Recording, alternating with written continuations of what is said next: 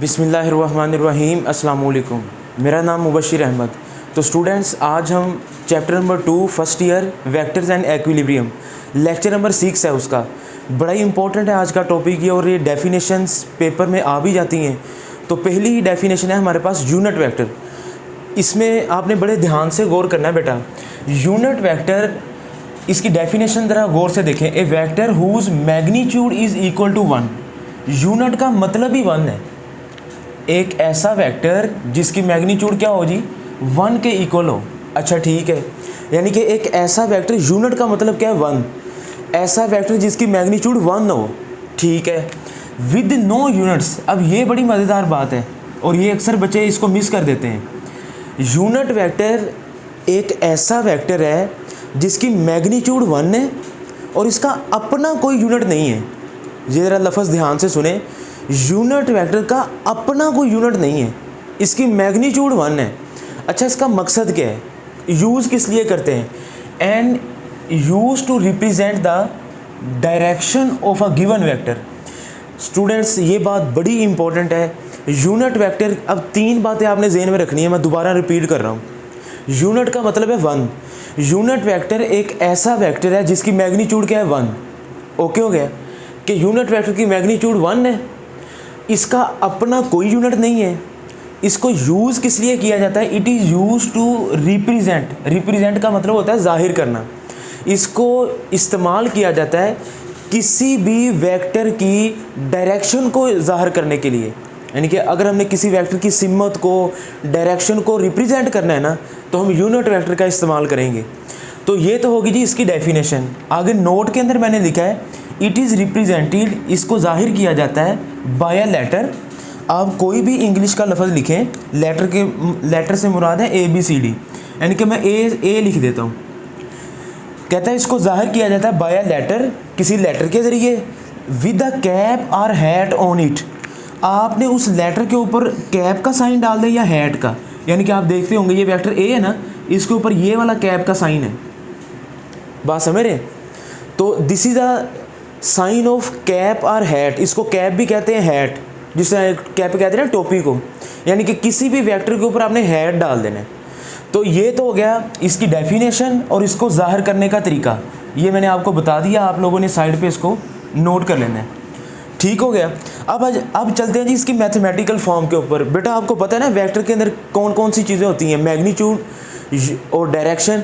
हाँ, मैंने आपको बेसिक बताया हुआ, मैग्नीट्यूड के साथ यूनिट भी होगी, लेकिन हम इधर ना इसकी मैथमेटिकल फॉर्म डिस्कस करते हैं। तो देखें जी, ये वेक्टर है ना, ये वेक्टर A है। अब वेक्टर के अंदर क्या है, मैग्नीट्यूड को सिंपल A से भी जाहिर करते हैं। आपको याद है, मैंने आपको बताया हुआ है, इसको कहते हैं लाइट फेस लेटर। या वेक्टर डाल के साइड पे इटैलिक्स, वो मोड का साइन डाल दें, वो भी ठीक है। सिंपल A लिख दें तो ये भी ठीक है। अब आप ज़रा गौर करें, और डायरेक्शन के लिए कौन सा वेक्टर इस्तेमाल करेंगे? Unit vector. A लिख के उसके ऊपर क्या डालेंगे? कैप का साइन। तो अब ज़रा गौर कीजिएगा, ये वेक्टर इसके साथ है, मैग्नीट्यूड ये है, डायरेक्शन के लिए ये है। तो अब ज़रा देखें ना कि हमने जाहिर भी तो डायरेक्शन को करना है ना। तो पता चला कि यूनिट वेक्टर का मकसद ही किसी वेक्टर की डायरेक्शन को जाहिर करना है। अब ये बात तो कन्फर्म है ना, यूनिट वेक्टर का मतलब ही किसी वेक्टर की डायरेक्शन को जाहिर करना है। तो अब इधर से A कैप निकालें, क्या आ जाएगा आपके पास? A कैप क्या आ जाएगा? A cap which is equal to magnitude multiply हो रहा है, नीचे जाके डिवाइड हो जाएगा। तो क्या लिखेंगे? वेक्टर डिवाइडेड बाय उसी वेक्टर की मैग्नीट्यूड। तो बेटा इस फार्मूले को आप बॉक्स में लिख लें, ये आपके यूनिट वेक्टर का फार्मूला है और हमारे न्यूमेरिकल में भी यूज़ होगा कि वेक्टर किसके इक्वल है, यूनिट वेक्टर किसके इक्वल है? वेक्टर डिवाइडेड बाय उसी वेक्टर की मैग्नीट्यूड। ठीक हो गया। तो ये यूनिट वेक्टर का आ गया फार्मूला। इधर ना एक बड़ी मज़ेदार बात है, मैं आपको इधर साइड पे बता देता हूँ, ज़रा गौर कीजिएगा। बेटा देखें, इस चीज़ को हम ऐसे भी तो लिख सकते हैं ना कि मैग्नीट्यूड बाहर निकाल लें, यूनिट वेक्टर नीचे आ जाएगा। तो अगर आप इस तरह करें ना कि मैग्नीट्यूड बाहर निकाल लें, vector divided by unit vector. अब मुझे बताएं कि इस इक्वेशन और इस इक्वेशन में कोई फ़र्क है? कोई फ़र्क नहीं है। मिसाल के तौर पर मैं मैग्नीट्यूड को बाहर ले आया हूँ और यूनिट वेक्टर को नीचे ले गया हूँ, क्या ये ठीक है? अक्सर बच्चे समझते हैं ये ठीक है, लेकिन बेटा ये गलत है, ये ठीक नहीं है।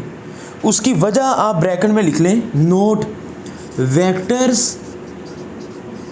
Can not be divided, vectors can not be divided. बच्चे ये बात ज़हन में रखिएगा, हम दो वेक्टरों को ऐड कर सकते हैं। ये मैं इधर लाइन लगा देता हूँ, ठीक है। तो आप ज़रा इस बात को बड़े गौर से सुनना आपने, कि हम दो वेक्टरों को ऐड कर सकते हैं, जमा कर सकते हैं। सब्ट्रैक्ट, उसका भी मैंने आपको बताया, असल में है वो एडिशन ही, मैं वेक्टर सब्ट्रैक्शन में पढ़ा चुका हूँ। वो ऐड भी कर सकते हैं, सब्ट्रैक्ट भी कर सकते हैं और मल्टीप्लाई भी कर सकते हैं, जो कि तीनों चीज़ें मैंने आपको पढ़ा दी हैं। लेकिन बेटा याद रखिएगा, कभी भी दो वेक्टर्स को आप डिवाइड नहीं कर सकते। आप देखें ना, यूनिट वेक्टर में वेक्टर है और नीचे मैग्नीट्यूड है, वेक्टर नहीं है। तो ये फार्मूला तो ठीक है, क्योंकि जब यूनिट वेक्टर नीचे चला जाएगा ना, तो इसका मतलब है कि यूनिट वेक्टर में मैग्नीट्यूड भी है और डायरेक्शन भी है। बात समझ आ रही है ना? यूनिट वेक्टर में मैग्नीट्यूड भी है और डायरेक्शन भी। अब देखना, आप दो वेक्टर्स को डिवाइड कर रहे हैं, तो पता चला कि vectors can not be divided. तो ये फार्मूला गलत है, इसको एज इट इज़ इसी तरह लिखेंगे, ठीक हो गया। अच्छा, अब ये फार्मूला बता दिया, बाकी सारी बेसिक चीज़ें बता दी हैं। अब आते हैं जी इसकी एग्जांपल्स के ऊपर बेटा।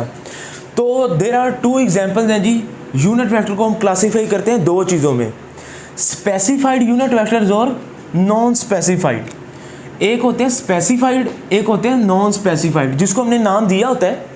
अब स्पेसिफाइड कौन से हैं? मिसाल के तौर पर ये है ना, आपके पास एक्स एक्सिस, वाई एक्सिस और जी एक्सिस। मैंने आपको बताया हुआ ना कि ये लाइन बाहर को है यूँ, क्योंकि मैंने आपको ये भी बताया कि बेटा 3D, जब मैंने आपको रेक्टेंगुलर कोऑर्डिनेट्स पढ़ाया तो 2D 3D का बड़ा अच्छे तरीके से कॉन्सेप्ट बताया हुआ। आप जिस मर्जी लाइन को x कह दें, जिस मर्जी लाइन को आप y कह दें और जिस मर्जी को z, क्योंकि ये हमने ना नाम स्पेसिफाई किए हुए हैं, यानी कि फ़र्जी तौर पर नाम रखे हैं। बच्चे कहते हैं सर यही x एक्सिस है, ऐसा नहीं है, आप किसी भी लाइन को कह सकते हैं।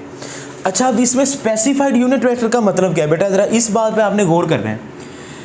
एक्स एक्सिस के साथ जो यूनिट वेक्टर होगा ना, उसको हम आई कैप कहेंगे हमेशा। वाई एक्सिस पर जो यूनिट वेक्टर होगा उसको जे कैप कहेंगे, और जेड एक्सिस के ऊपर जो यूनिट वेक्टर होगा उसको के कैप कहेंगे। तो बेटा ये बात आपने ना जहन में रखनी है। मैं इधर लिख देता हूँ, x y z. X axis के साथ हमेशा क्या आएगा? आई कैप। वाई के साथ हमेशा जे कैप। जेड के साथ हमेशा के कैप। तो ये स्पेसिफाइड है, ये फिक्स है। तो बेटा इसको आपने ना नोट कर लेना है, यानी कि बेशक अगर मैं इस लाइन को x कहता हूँ ना, तो आई इधर आएगा। तो पता चला 3D के अंदर ये आप इस तरह याद कर लें, एक्स वाई जेड आई जे के, एक्स वाई जेड आई जे के, ये फिक्स है, आपने ना इसको याद करना है। तो आई जे के इन यूनिट वेक्टर्स को हम स्पेसिफाइड यूनिट वेक्टर कहते हैं। आप देखें ना, आई के साथ कुछ भी नहीं लिखा हुआ, तो इट मीन कि इसकी मैग्नीट्यूड क्या है? 1। जब भी आई लिखा आएगा ना, तो मुझे पता चल जाएगा कि इस वेक्टर की डायरेक्शन एक्स एक्सिस में है। जब मैं जे लिखूंगा तो इट मीन कि इसकी डायरेक्शन वाई एक्सिस में है, और जब मैं के लिखूंगा तो इट मीन इसकी डायरेक्शन, उस वेक्टर की डायरेक्शन जी एक्सिस में है। ठीक है, मिसाल दे देता हूँ आपको मैं कि ये वेक्टर ए है, वेक्टर ए, इसकी मैग्नीट्यूड है जी 3 सेंटीमीटर। बात समझ आई? इसकी मैग्नीट्यूड 3 है, यूनिट इसका सेंटीमीटर है। अब मुझे इसकी डायरेक्शन का तो पता ही नहीं, मुझे इसकी डायरेक्शन का नहीं पता। देखें ना, 3 सेंटीमीटर डायरेक्शन तो बता ही नहीं रहा। तो डायरेक्शन के लिए हम क्या यूज़ करेंगे? यूनिट वेक्टर को। तो बेटा मैं 3 के साथ अगर मैं लिख देता हूँ ना, 3 के साथ अगर मैं लिख देता हूँ 3 सेंटीमीटर, थोड़ी सी स्पेस डाल के आई, तो अब मुझे पता चलेगा कि ये जो वेक्टर ए है ना, इसकी मैग्नीट्यूड तो 3 है, लेकिन आई का मतलब क्या है?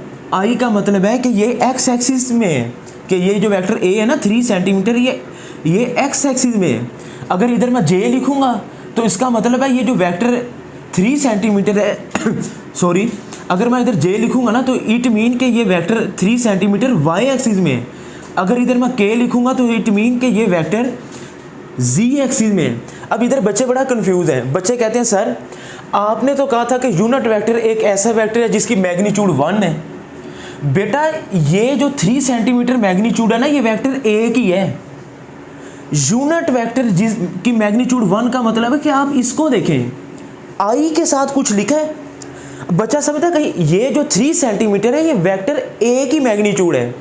मैंने कहा था ये जो आई है ना, आई यूनिट वेक्टर, इसकी मैग्नीट्यूड 1 है। आप देखें ना, unit vector is a vector whose magnitude is equal to 1, तो आई की मैग्नीट्यूड 1 है। ये इसीलिए ये बहुत अच्छा वेक्टर है कि ये यूनिट वेक्टर लगाने से उस वेक्टर की मैग्नीट्यूड भी चेंज नहीं होती और यूनिट भी चेंज नहीं होता। बस आई का मतलब डायरेक्शन को शो करना है। आई की अपनी मैग्नीट्यूड 1 है। ये देखें, इसका मतलब है यूनिट वेक्टर की मैग्नीट्यूड 1 का मतलब है कि आई के साथ अगर मैं लिखता हूँ 1, यूनिट वेक्टर की मैग्नीट्यूड 1, इसका मतलब ये है, ये मैग्नीट्यूड तो वेक्टर ए की है बेटा। यूनिट वेक्टर की मैग्नीट्यूड 1 का मतलब है आई के साथ 1 है, क्योंकि जिसके साथ कुछ भी ना हो हम 1 से मल्टीप्लाई करें, आंसर पे कोई फ़र्क नहीं पड़ता। तो ये बात आपने ध्यान में रखनी है। तो आई होप कि आपको ये बेसिक चीज़ें समझ आ गई होंगी। अब नेक्स्ट चलते हैं बेटा, नॉन स्पेसिफाइड यूनिट वेक्टर अब कौन कौन से हैं जी। एक है जी पोजीशन वेक्टर। अगर हम एक्स एक्सिस और वाई एक्सिस में एक पोजीशन वेक्टर ज़ाहिर करें, ये वेक्टर आर है, वेक्टर आर है। अब देखें ना, वेक्टर आर की डायरेक्शन को जाहिर करने के लिए हम यूनिट वेक्टर यूज़ करेंगे। तो जिधर वेक्टर का साइन है ना, एरो हेड है, उसी तरफ मैं एक यूनिट वेक्टर बना दूंगा आर कैप।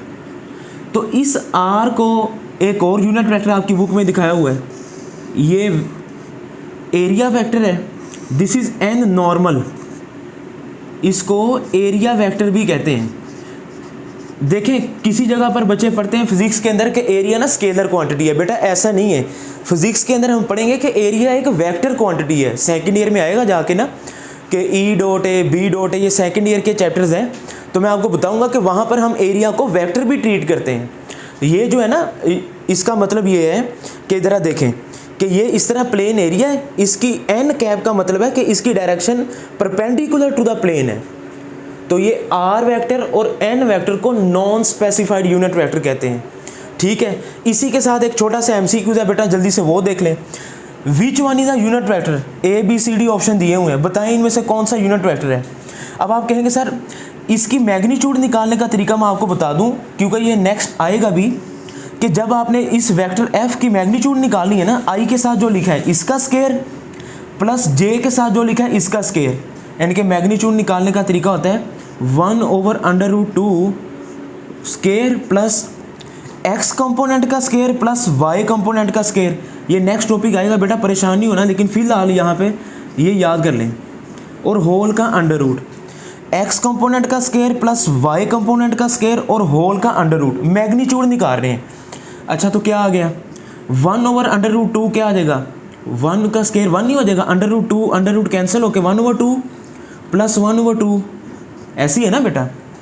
स्केयर लेने से होल का अंडर रूट क्या आ जाएगा, 2 एलसीएम आ जाएगा, 1 + 1 2 से कैंसिल, तो ये क्या आ जाएगा 1।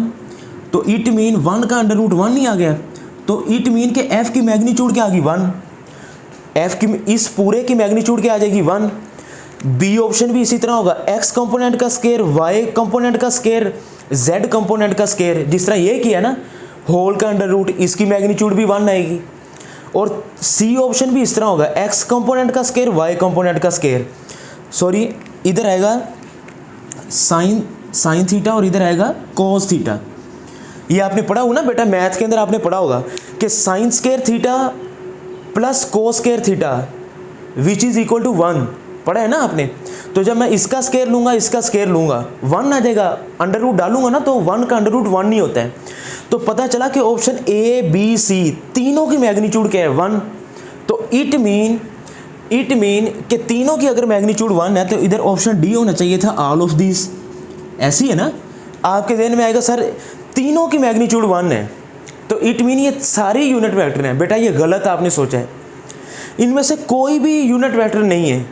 भला सोचे क्यों, मैंने क्या बताया था, unit vector is a vector whose magnitude is equal to 1। Magnitude तो तीनों की 1 है, with no unit, unit vector का अपना कोई यूनिट नहीं है। तो इधर देखे ना मैंने फोर्स के साथ क्या यूनिट लिखा हुआ, न्यूटन, आपने इस पर गौर ही नहीं किया। तो जब आएगा ना ऑल ऑफ दिस, तो इनमें से इधर आएगा नन ऑफ दिस, कि इनमें से कोई भी यूनिट वेक्टर नहीं है। ठीक है, हाँ अगर एक शर्त हो, ये न्यूटन ना हो, इधर यूनिट लिखा ही ना हो, तो फिर बेटा इधर आएगा ऑल ऑफ दिस। यानी कि आपने गौर करना, मैग्नीट्यूड तो 1 है लेकिन यूनिट वेक्टर का अपना कोई यूनिट नहीं है। तो बेटा ये तो था सारा यूनिट वेक्टर से रिलेटेड। जी बेटा नेक्स्ट हमारे पास आता है जी नल वेक्टर। सिंपल सा है, नल वेक्टर का दूसरा नाम जीरो वेक्टर और इसका तीसरा नाम है इमेजिनरी वेक्टर। इमेजिनरी कहते हैं फर्जी, जिसको आप ड्रा नहीं कर सकते। ये वो वाहद वेक्टर है जिसको आप ड्रा नहीं कर सकते। आप ज़रा बड़े गौर से ये लफ्ज़ सुनिएगा, यानी कि जितने भी वेक्टर्स हमने पढ़े हैं ये वाहद वेक्टर है जिसको हम ड्रा नहीं कर सकते। तो नल वेक्टर का दूसरा नाम जीरो वेक्टर, इसकी नाम से ही जाहिर है एक ऐसा vector whose magnitude is zero, एक ऐसा वेक्टर जिसकी मैग्नीट्यूड क्या हो zero, and arbitrary direction. Arbitrary कहते हैं फर्जी, आर्बिट्रेरी कहते हैं जी फर्जी, यानी कि किसी भी तरफ ले सकते हैं आप डायरेक्शन, कोई इसकी स्पेसिफाइड डायरेक्शन नहीं है। इट इज़ रिप्रेजेंटेड बाय, इसको जाहिर किया जाता है ये ज़ीरो डाल के, इसके ऊपर ना आपने एरो डाल देना है। इसको कैसे जाहिर किया जाता है? ज़ीरो डाल के एरो। तो ये नल वेक्टर को इस तरह जाहिर करते हैं। बेटा ज़रा नोट के अंदर दूसरी बात पढ़िएगा, it has no physical description. इसका मतलब ये है कि इसको हम ड्रा नहीं कर सकते, फिजिकली इसकी कोई सेंस नहीं है।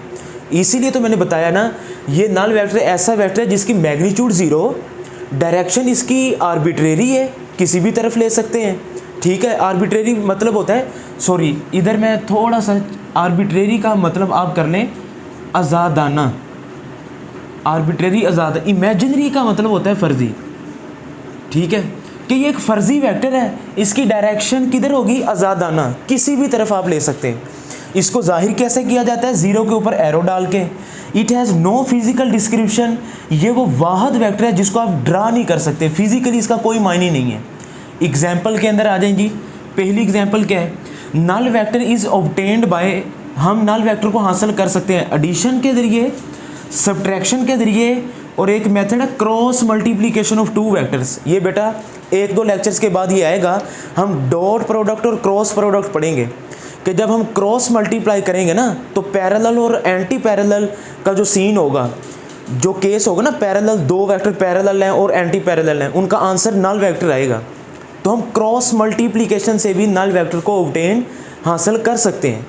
तो दूसरी इसकी एग्जांपल जी, sum of vector and its negative vector. एक वेक्टर यानी कि ये वेक्टर ए है ना, इसको सम करें प्लस, और इसी वेक्टर का नेगेटिव वेक्टर यानी कि minus a is equal to null vector, यानी कि sum of vector and its negative vector is equal to null vector.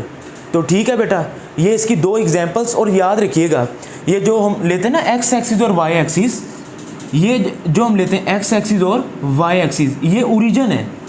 ये ओरिजिन है ना, जो ओरिजिन, इसका जो पोजीशन वेक्टर होगा वो भी नल वेक्टर होगा। ओरिजिन को अगर हम वेक्टर के तौर पर जाहिर करें ना, the position vector of origin, origin का जो वेक्टर होगा उसको नल वेक्टर भी कह सकते हैं। और अगर एक गाड़ी यूनिफॉर्म वेलोसिटी के साथ मूव कर रही है, वेलोसिटी उसकी यूनिफॉर्म है, चेंज नहीं हो रही, तो उसका एक्सेलरेशन क्या होता है? ज़ीरो। तो अगर हम उसको वेक्टर की फॉर्म में लिखें तो उसको भी हम नल वेक्टर लिख सकते हैं। तो ये दो मिसाल याद रख लीजिएगा आप, कि अगर एक गाड़ी यूनिफॉर्म वेलोसिटी के साथ मूव कर रही है, उसका एक्सेलरेशन ज़ीरो। हाँ, अगर उसको हम वेक्टर की फॉर्म में बात करें तो उसको नल वेक्टर भी कह सकते हैं। और पोजीशन वेक्टर का, ओरिजिन का जो वेक्टर होगा ना, उसको भी नल वेक्टर कहते हैं। तो ये है जी नल वेक्टर। जी बेटा, तो नेक्स्ट आ गया जी हमारे पास equal vector. Two vectors are said to be equal, दो वेक्टर बराबर होंगे। इक्वल का मतलब है बराबर। कब कब? इसकी कंडीशंस हैं, if they have same magnitude, अगर उनकी मैग्नीट्यूड सेम हो, सेम यूनिट। अब ये बात आपकी बुक में नहीं लिखी, आप लोगों ने नोट कर लेनी है कि उनका यूनिट भी सेम हो दोनों वेक्टरों का, एंड सेम डायरेक्शन, और उनकी डायरेक्शन भी सेम हो। तो बेटा ये देख लें, ये तीन कंडीशंस पूरी होनी चाहिए।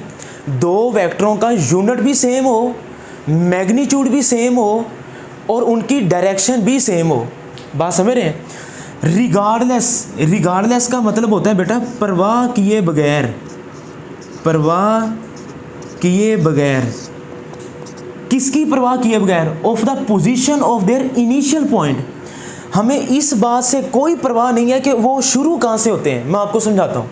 मिसाल के तौर पर पहले तो ये बताएं कि मुझे ये वेक्टर ए है, इसकी मैग्नीट्यूड है 2 सेंटीमीटर, ठीक है, और इसकी डायरेक्शन है ईस्ट की तरफ, और ये वेक्टर बी है, ठीक है, और इसकी मैग्नीट्यूड है जी 2 न्यूटन, और इसकी डायरेक्शन भी ईस्ट है। तो मुझे बताएं क्या ये इक्वल वेक्टर है? गलत, नहीं। अब देखें जिस तरह आपकी बुक में लिखा है, आपकी बुक कहती है कि 2 vectors are said to be equal, 2 vector बराबर होंगे अगर उनकी मैग्नीट्यूड सेम हो। ये देखें 2 2 मैग्नीट्यूड तो सेम है, ईस्ट ईस्ट दोनों की डायरेक्शन भी सेम है, लेकिन ये वेक्टर इसका यूनिट सेंटीमीटर है, इसका यूनिट न्यूटन है, तो ये इक्वल नहीं है। मैंने क्या बताया, इक्वल वेक्टर के लिए यूनिट भी सेम होना चाहिए। बात समझ रहे हैं ना? तो इट मीन के इधर भी सेंटीमीटर ही लेंगे, तो अब ये इक्वल है जी, बिल्कुल ऐसे ही है। और बच्चे समझते हैं, ये देखें ये वेक्टर ए है ना, ये 2 सेंटीमीटर है, ये वेक्टर बी है, ये भी 2 सेंटीमीटर है, क्या ये इक्वल है? बच्चा कहता है जी जी टेल के साथ टेल मिल रही है, ठीक है, और हेड के साथ हेड बराबर आ रहा है, ये इक्वल है। ये जो बात है ना, रिगार्डलेस, परवाह किए बगैर, इसका मतलब ये है कि ये ज़रूरी नहीं है कि उनकी टेल के साथ टेल यूँ बिल्कुल बराबर होनी चाहिए। बेटा इसका मतलब ये है कि ये देखें ये वेक्टर बी है, इसकी मैग्नीट्यूड भी 2 सेंटीमीटर है और इसकी मैग्नीट्यूड भी 2 सेंटीमीटर है। ये रिगार्डलेस का मतलब ये है, क्या ये दोनों इक्वल हैं? बिल्कुल इक्वल हैं। कैसे?